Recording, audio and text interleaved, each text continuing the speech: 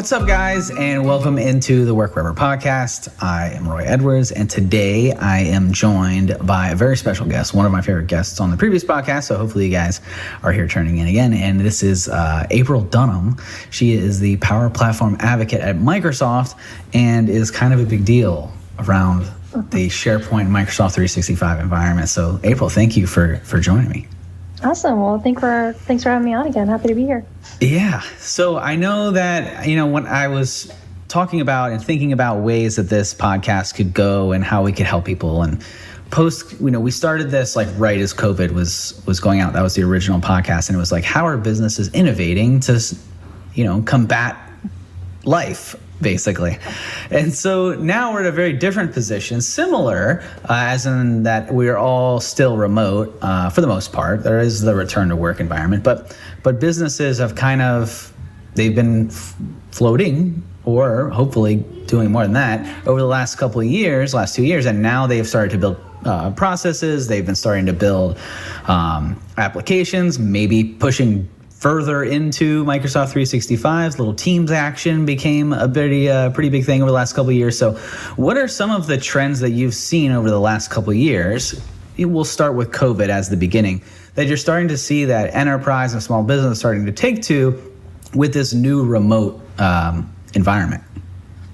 Yeah, obviously a ton has changed since COVID. I think if anything good came out of it, it's the fact that businesses are realizing that we don't have to go into the office to be productive and get stuff done. There's been several reports and studies released out there that I've read up on, and overwhelming kind of consensus is that people are actually more productive working remotely than they were working in offices. And I myself has worked remotely for about 8 years now. So I know that that's the case for me at least. So I think a lot of businesses are realizing that, hybrid work or remote work or, even 4-day work weeks and all these things are possible, and it's possible to be productive and even more productive while doing so.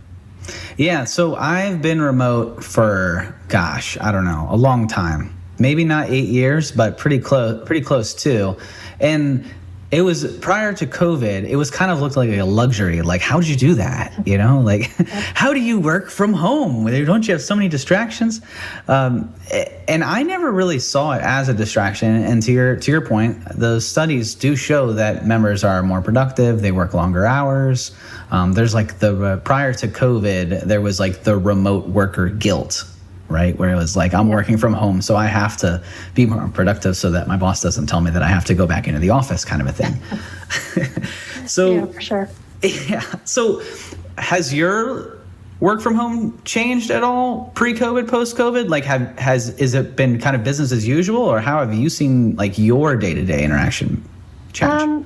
Yeah, for me, it's been kind of business as usual. I guess the only thing that's changed is, I was used to working remote myself, but working with a lot of people that were in the office, mm-hmm. right? And so, adjusting to, sticking to their work hour schedule now, since like pretty much everyone that I work with is also remote, I've seen, adjusting to the fluctuation of hours. I think that's the other beautiful thing about remote work is we're not having to stick to the typical, 8 to 5, Monday through Friday timeframe hours. I know Donna Sarkar, she's been experimenting with that as well, as like, kind of like flexible work hours and work when you're most productive. So that's been the biggest adjustment, I guess, is just making sure that you are respecting people's preferred working hours since we're working remotely. And then also, you mentioned where a lot of people are more productive and they're working more and being cognizant of, I don't have to work, like a 60-hour work week to prove myself that I can keep working remotely and thinking about that work-life balance. Yeah, that's been I think that's one of the biggest takeaways that I've seen out of COVID or pandemic, whatever you want to call the last 2 years, is that organizations, not all organizations yet, hopefully they all do get there, but organizations have been more aware of the stress and the mental health of their employees and have gone out of their way to say, hey, schedule breaks or take your PTO. Whereas prior to, it was like, what do you mean you're sick? Come into the office, So there was like that world where you're exactly right. It was, okay, you're remote, I expect you to work longer hours, or I expect you to be there when I call you, or cloud computing and, SharePoint, Power Apps, and all these things. They put our work on our phones, for better or for worse. So for some of us, that meant, yay, I can, work remote. I can be wherever, and I can still get my workloads, my mission, and it'll be accomplished. But for others, that meant you're never not working. And so sometimes that was a bad thing. So post-COVID, you've seen people take, I guess, be more aware of people's mental health and work hours. And because for a while there, it was like you didn't call people in the 6 o'clock hour, right? I was listening to a podcast not too long ago that was like, the dinner hour. It's odd to receive a call during the dinner hour, but like, what is the dinner hour anymore? That those kind of lines have been kind of blurred there a little bit. So our I guess that kind of leads into the putting things into your pocket, right? So have you seen any pushback from like organizations when because I guess what I'm getting at is like organizations are trying to get people back, some of them. And so is some of that pushback because of the productivity, or what are the trends are you seeing any trends in that as to why, what are the key reasons why organizations might want to bring people back with things like Power Apps, Power BI, Teams, all these tools that we have to enable remote in those types of business environments?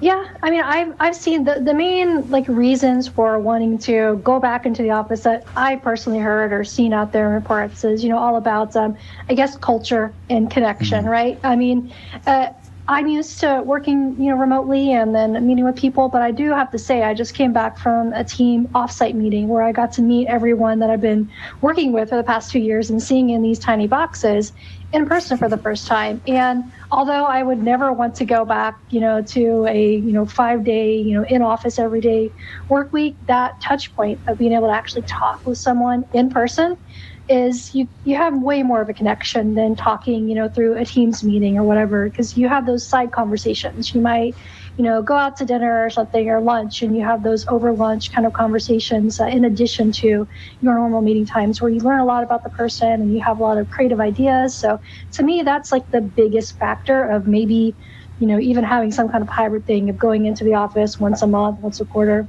is for that really personal connection piece.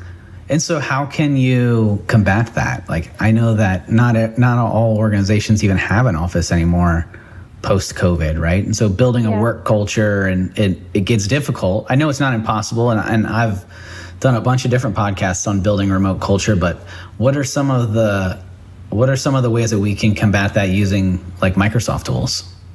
Yeah, let's say, I mean, technology obviously has a key play in that. And I think the way that we using things like, Teams, obviously, beyond just the scope of meetings, and having interactive, some of the in-meeting applications for Teams where you can ask leading questions, and some of the polling. I think that's one thing that I notice with virtual meetings, right, is some people might feel like they don't have a chance to speak up, right? So just making sure people are aware and having practices for your meetings to raise your hand and use the virtual raise a hand so that everyone gets a say and is able to speak up. And then some of the polling features that we have with Microsoft Forms and things like that to really increase the interaction and engagement that we're already having in some of these virtual meetings.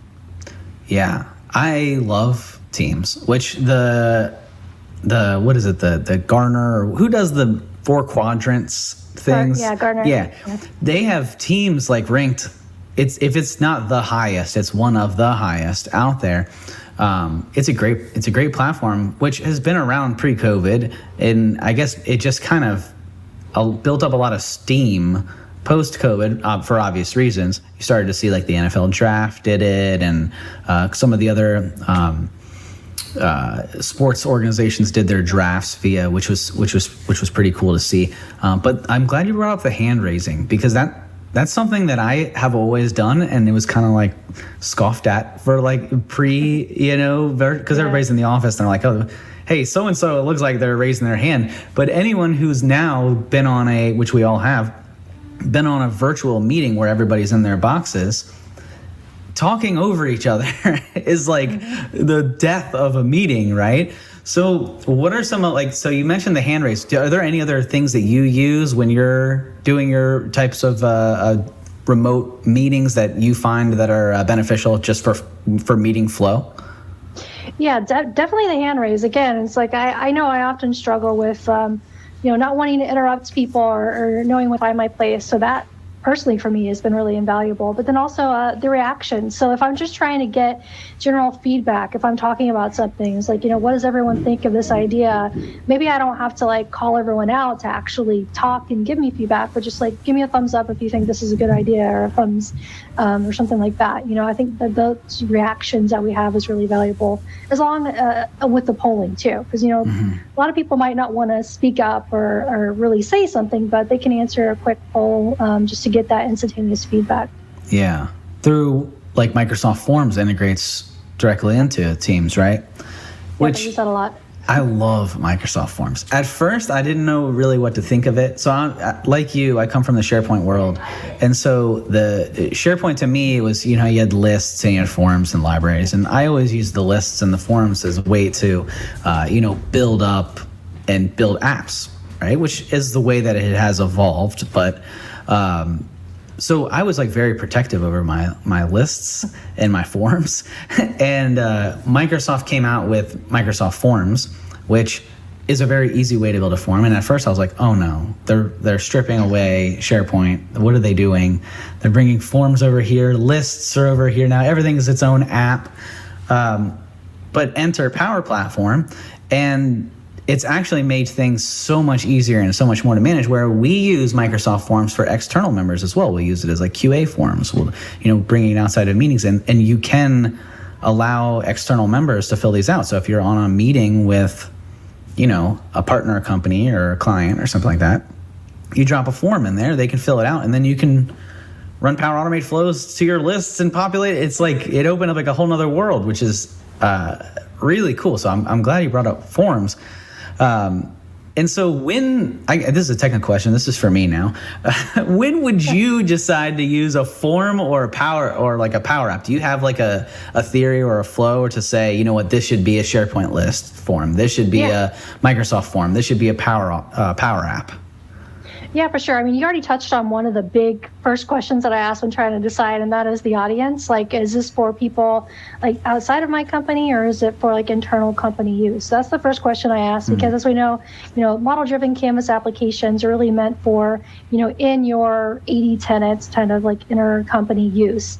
Of course, we have Power Pages now as well, which is that kind of like public-facing website. But to me, that's more of a, like a big scale thing, and not necessarily just for a simple intake form.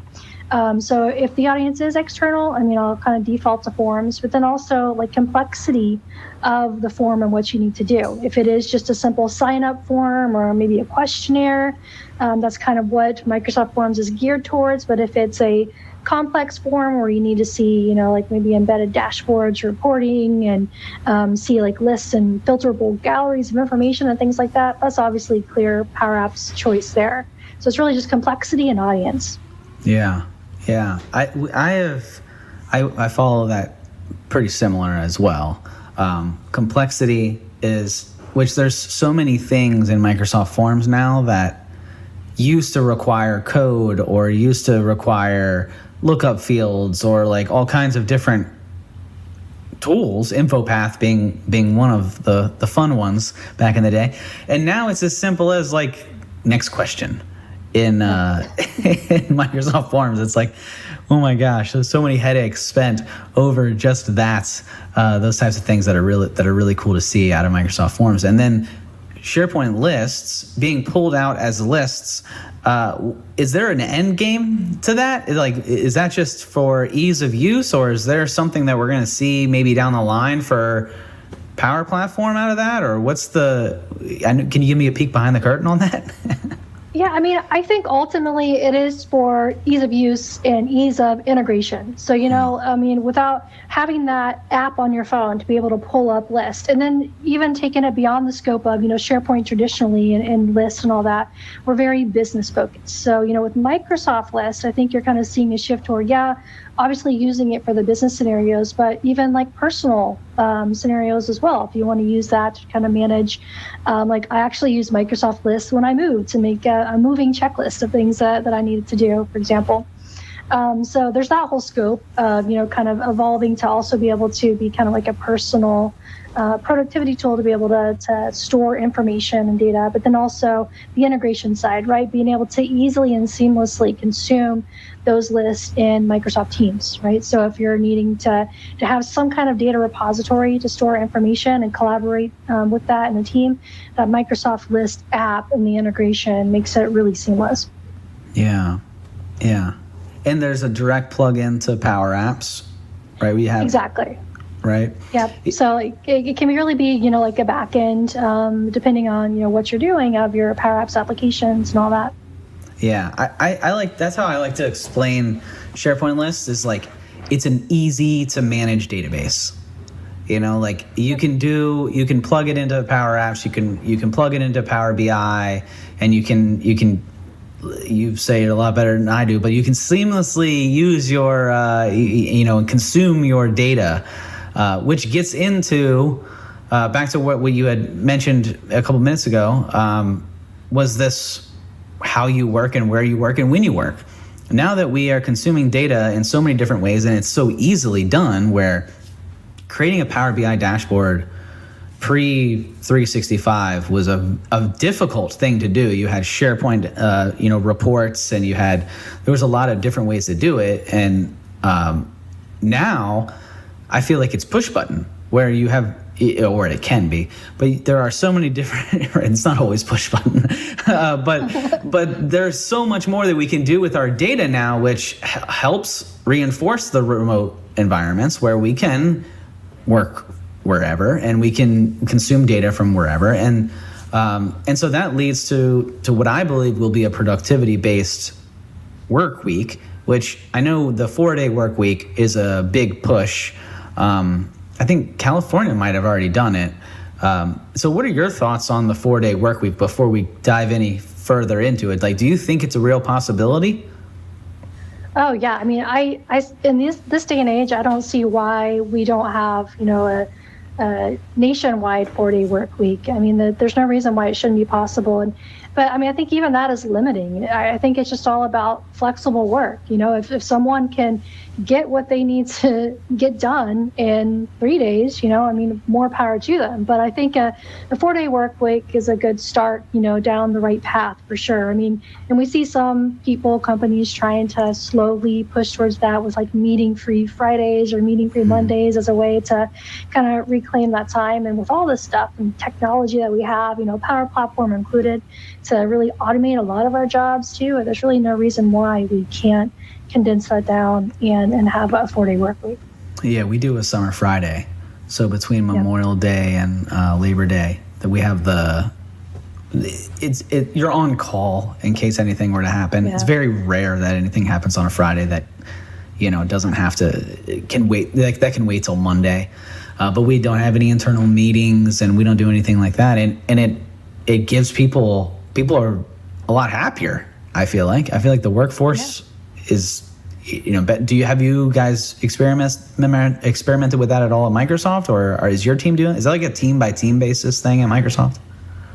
Yeah, I mean, it can be a team, especially the like meeting-free Fridays is like a team by team type basis. I would love to see us company-wide move to a 4-day work week. I mean, I think the U.S. is one of the few companies, or a few states, or countries, if I could speak, that really has a 5-day work week these days. I think a lot have kind of shifted to 4-day work week. So, definitely team by team. I've experimented with the meeting-free Fridays. It works pretty well. But yeah, I think across the board, if we could just shift that to a complete 4-day work week, a lot of people would be happier. I mean, everything that I've seen, people are much happier when they have that extra downtime and can compartmentalize their work and not have to to worry about spreading it all out in a 5-day work week. Yeah, change is a hard thing for people. There's a really good book that I have, and I don't know where it is now. I went to look for it, and it's not there. But here it is. Change. It's called Change Monster by Jeannie Daniel Duck, and it's all about this change monster that people are afraid of when really implementation is an emotional thing more so than technology. Power Apps, Power Automate, Power BI, Power Virtual Agent, name Power Platform application. It's going to help your organization, and you're going to be more productive, and you're going to have data wherever you want it. And it's not necessarily the implementation of the tech that's the hard part. It's the getting everybody else. It's dealing with the human emotion about this. And that's how I look at the workforce too, is that, look, you can work 4 days a week. I think that we are eventually going to see a 0-day work week where you have the set of requirements. We run DevOps, and so DevOps is really just, hey, you have 2 weeks to run. You have your 2-week sprint, and if you get it done, you get it done, and that's what it is. It's you have your deliverables, and it's all deliverable based. And when things come in, you're communicating with your teams and everything like that around specific items, less of, hey, when'd you clock in, when are you clocking out, kind of a thing. And the Power Platform helps us do that. We have all of our internal things built on Power Apps, and we watch all your YouTube videos, and so we make sure that we're doing them the April Dunham way. But how far can we take that? Is a 0-day work week possible?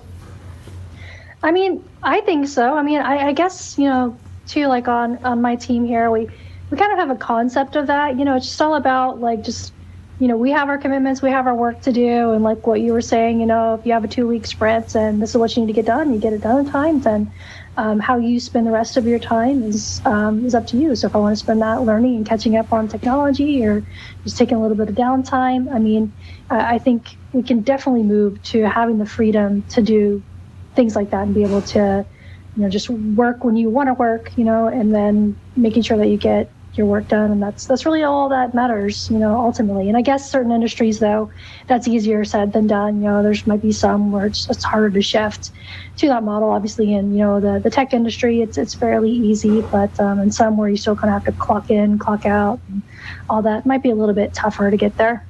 Yeah, there are certain industries where some of these things that we're talking about are more applicable. Tech, obviously, I believe it's like the thought leader industry, I think, is what Microsoft calls it, or they call it something where it's essentially, if you think for a living, then you're a lot easier to be more adapted to the remote, like architects or engineers, techs, developers, designers, those types of, whereas you and I could be in the same room, April, and we never talk all day, especially in the development worlds, right? Developers, we're very much put some headphones on and sit there in the dark kind of people. So it's not really a break in a different way of doing things to work remotely, whereas maybe like some of the trades, it gets a little harder, but you could still just never have that central point. You don't have to go to the office to wait for your next ticket. There are applications that can do that, So with the Power Platform, and so I'm going to, I did give you a little bit of heads up on what we were going to be talking about, which you've done it masterfully, and I kind of left the last bit open a little bit, where I was saying, hey, how can the Power Platform help people, work wherever, and how can we further this conversation to say, okay, somebody listening is like, I want to do this. I want to go on vacation. I want to just work from my backyard. What are some ways that the Power Platform can enable organizations to take that first step? Yeah, I mean, I think there's a lot of pieces to the puzzle here. I mean, you mentioned Power BI earlier. I think that's a core component that can really help us in our, working from home kind of journey here and moving more towards that, because it's important to understand where are we spending our time, and kind of have the analytics back it up and figure out where we need to shift and what's taking up a lot of our time. Like I just got back a little bit ago from Scottish Summit, and I attended an interesting session from one of our community members, Lindsay Shelton, and she was kind of talking about how we can take our Outlook event information. We can use categories to say, okay, this is like a training type thing, or this is a team meeting, whatever, and use those categories and report off of that in Power BI to really see where you're spending a lot of your time. Like maybe I'm spending too much time in meetings that I'm only on the CC line, like I don't really need to be involved in that meeting, and really getting those deeper insights to see how to prioritize your time so that we can move towards, say, a 4-day or even 0-day work week by figuring out where to best utilize our time. So that's one really important aspect. And another thing, big part of that is like Viva Insights, not necessarily Power Platform, but it uses Power BI to kind of get some of those analytics as well. And then Power Automate. I mean, you can't talk about working from home without talking about Power Automate and how we can automate some of our tasks. And I think it's important to say it's not just the business things that we want to automate. It could be the personal side of it. Because like if we're working from home, and if you haven't worked from home before, you have kids, they're noisy. You have like a spouse, and they might just barge into your room at any time. So that's been one of my most helpful things for working from home, is using Power Automate to have a simple light outside my door, to say, I'm in a meeting, don't come in here, right? And so it reads my calendar and automatically does that. So there's personal things that can make your work from home life easier that the Power Platform can help with, but then the business side, like being able to quickly set up a meeting. Like I use the Teams integration for Power Automate all the time, where I can do a message extension and just click a button and say, if someone messages me, like schedule a meeting with this person, right? And just I love that video that you've posted around the light that you have that reads your calendar. It's like when the meeting starts, it sends it's an HTTPS push, right? Yes. Yep. Yeah. Oh my gosh. I was going through your channel because we do watch your channel, and well, thanks. A lot, actually. And when that one came up, I was like, oh my gosh, I need to do this. Like it's such a game breaker, because you sometimes I do have a door on my office, but I don't always lock it. If I get up and go get a drink of water or something like that, because I do have kids. I have 4 of them. They've been pretty good during this recording, but they're not always. And if I'm on a call with and insert anybody, there's a pretty high probability. I loved that video. So what made you think of that? Was that just like, were you just like exploring it out, or was it like a test project, or? Well, so the Power Automate integration I thought of, but the actual idea of like having some kind of light outside, I think it was a Scott Hanselman blog post from like ages ago, actually, where he was kind of showing like he had some kind of string light outside his door. So I was just thinking, and I don't remember what he was using. He wasn't using the Power Platform to do the automation. But I thought, man, I could use Power Automate for this. I could read my calendar. And then so I took it as, a different way. And I found this on-air sign, which I really liked. So just plugged that into a smart plug, because I was super into the smart home automation stuff to begin with. So this was just another reason to go down that path. And then I read that from Power Automate with an HTTP action, and just, tried it out, and it happened to work. It's pretty cool. I'm looking over on my bookcase right now, because I brought my smart plug over here to do that. I haven't made it all the way through because you used a different smart plug than I did, so I had to. I've been having to do some research about how to communicate with my smart plug. But that was like totally like an eye opener for me. Was look, you can do more with Power Automate than just sending emails. Right, there's more than just the push notification which is where our minds go for how to communicate and how to convey what Power Automate can do. But there's so much that it can do, including talking with smart home devices. You could dim the lights. You could walk into a meeting and say, hey Cortana, you join the meeting, and it dials into the Teams meeting and puts the blinds down and dims the lights and turns on your Surface Hub, and you're off and running. And I think that's kind of the future of Power Platform, even though it's kind of already here. But getting that idea across to organizations, that's like, look, like this is more than an email or a push notification. Exactly. And that's the reason why I did that video. I think, just as you explained, a lot of people think of the businessy side, sending the emails, and not the other side of the story. And like a while back too, I did an integration with an Alexa skill to be able to call and read back my tasks and stuff like that, just to show like, this is possible for like personal use beyond the typical use cases that we think of when we think Power Automate. Right. Like, get creative. Look what I can do. Now take this and run with it.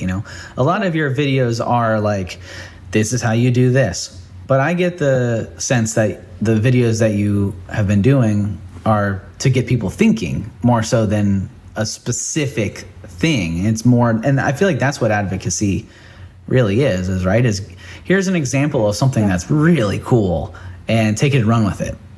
Exactly. I mean, there's just not enough people in the day to just do a tutorial on the step-by-step complete on, how to do everything. It's more, spreading awareness and then getting people excited about something so that they want to explore. Well, if she can automate a light outside her door with this, what else can I do with it? Can I integrate with IoT devices, to get your mind thinking of all the other possibilities, and you take it from there. And I love hearing the stories of oh, you did this video on X, look what I did as a result of this, that stuff I wouldn't have even thought of.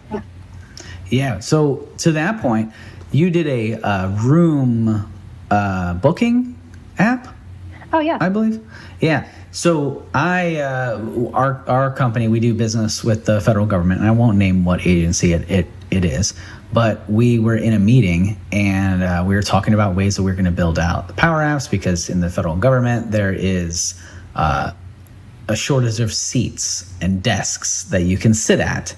And so we were tasked to build a hoteling application. So I had actually built it previous to COVID, when people were going into the office and we had remote days, certain days, and you had to book a seat because there was more employees than there were seats.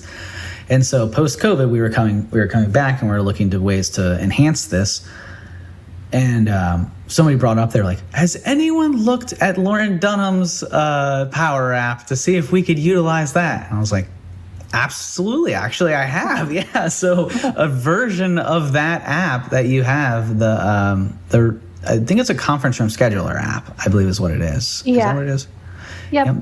That is powering somewhere in the federal government right now of where they sit. So well, that's awesome.